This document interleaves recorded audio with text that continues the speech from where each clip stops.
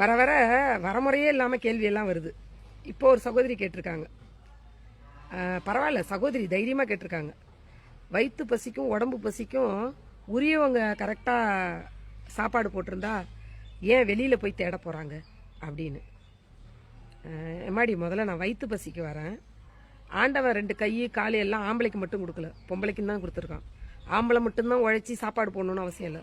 பொம்பளை நம்மளும் உழைச்சி நம்மளும் சாப்பிடலாம், சாப்பாடும் போடலாம். அப்படி யோசிச்சிருக்கலாம்.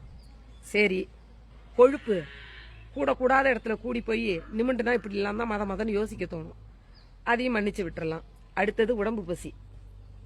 எப்படி சாப்பாடு உரியவங்க போடலன்னா வெளியில போய் சாப்பிட்டா என்ன தப்பா?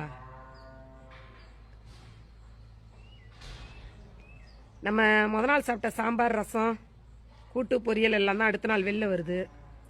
நம்ம சாப்பிட்டது தானே, நம்ம வீட்டு சாப்பாடு தானே, எடுத்து வச்சு சாப்பிட்ருவோமா? வெறும் உடல் சுகத்துக்காக ஒரு உறவை ஏற்படுத்தி வச்சுக்கிட்டு போனீங்கன்னா அந்த கட்டண கழிப்பறைக்கும் உங்களுடைய உடம்புக்கும் என்ன வித்தியாசம் இருக்க போகுது கேட்குறேன்.